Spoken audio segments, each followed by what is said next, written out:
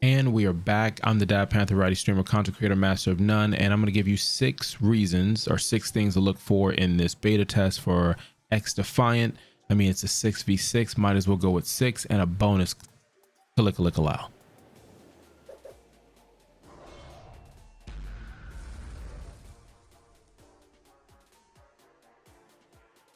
Yeah, so before we get into the 6 things and the 1, which would be 7 for the bonus, hit the subscribe button, like, comment, share, all that other good stuff.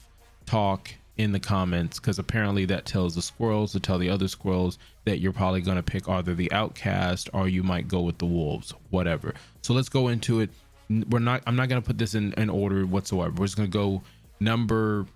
I'm not even going to number because there's no flashy graphics. I don't like to use graphics. I feel like just use the logo in the background, throw me in your pocket on your drive to work while you're doing whatever you're doing. No reason for me to show you gameplay that's not even whatever I'm talking about. So let's get into it. So one, we'll go with teamwork first. I honestly believe that this game could make itself different if it was more focused on teamwork. I remember when I first started playing Rainbow Six Siege, it was like, all right, this is going to be like teamwork. This is going to be like Las Vegas. And even some of the older Tom Clancy Rainbow Six games where it's like, all right, you need to plan, you need to tactically plan what you're going to do. And then majority of these games, even if it's supposed to be a team, unless you're playing with somebody, you know, either ranked or somebody who's really just been playing for a while, a lot of times you're just playing with randos and there's no initiative to actually play together as a team. So I hope that they have a way, whether it's in the gameplay by design, and it just speaks to you, just like, hey, look, we need to work as a team. We really need to work as a team. I think that's one of the call-offs, working as a team. Number 2, movement. Movement is one of the things I'm going to lump into here for this number 2, but Ubisoft movement I don't think cuts it. I think Ubisoft movement is good for people who like me, who are used to Ubisoft games, whether PvE, PvP, and anything in between. But I believe save that for maybe Heartland. I think for a game like this, you're looking for a faster motion. You're looking at something that's like Halo, you're looking at Splitfire, you're looking at Apex Legends, you're looking at Call of Duty, games that have a faster motion. So I think that's something to look into, as well as recoil. You're saying it's all about the gun, and if that's the case, then your recoils on different types of guns will fit that and go great with the movement. I'm also going to put in there the balancing of the guns and the abilities, but that's a given. That's why we're going through the testing now, but just that's where I'm going to put it, the number 2 spot. Number 3, cheaters.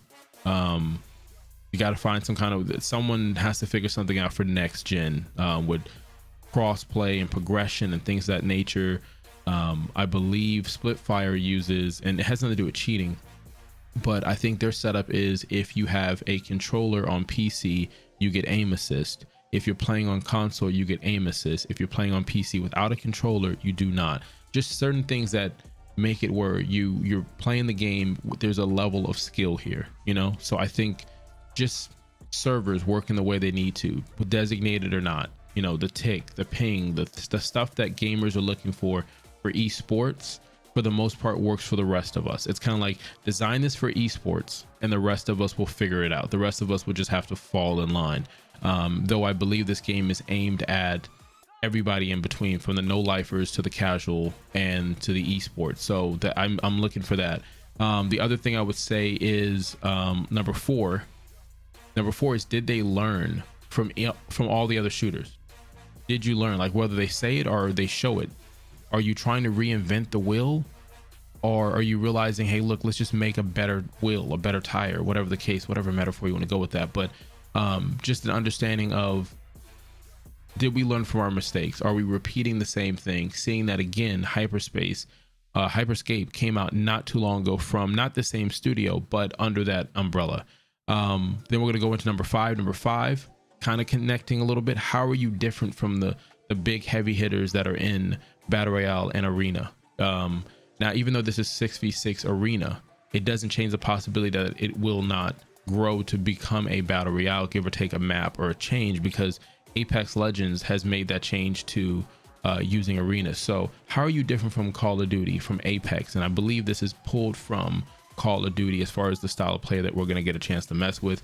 But how are you different from Valorant? How are you different from Overwatch? How are you different from Halo Infinite? How are you different from some of these games and the games that are still coming out later on, as people look at these games like a buffet and they play what they want to play and they move on to other stuff? Again, you still have people playing Rainbow Six Siege. So again, how? All right, so then we move on to number 6, which would be only be one game.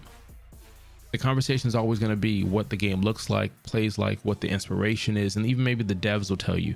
But whatever it is, devs, do that. Be that game. Whatever it is originally you guys came up with or took information and you said, hey, look, this is what our strengths are. This is what the fans are asking for. Whatever it is, be one game.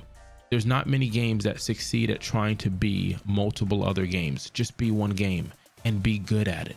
That's it. I don't think anybody can complain if it's just not their cup of tea, but you're just that one game. And then the bonus, I'll let you go before you get out of here. I got another video where it was more detailed that came out earlier, but as we get into this beta that I'm so excited to be a part of. So if I don't stream anything, that's why NDA can't stream it, and I'm playing this and only this. Devs, shout out to the devs, love for the devs. The studio, I believe, was San Francisco for Ubisoft.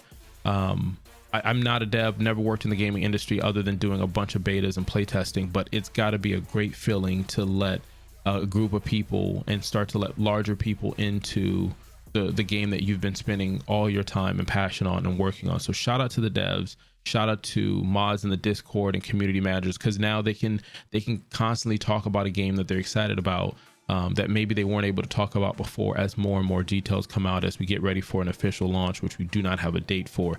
As far as NDA, just enjoy the game. Constructive feedback, that's really all you can give. Be smart. If you have any questions on what you can show, what you can't show anything, and maybe it's probably best not to talk about anything.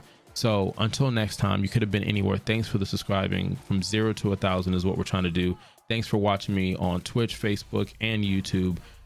Until next time, Kalika Lika Lao.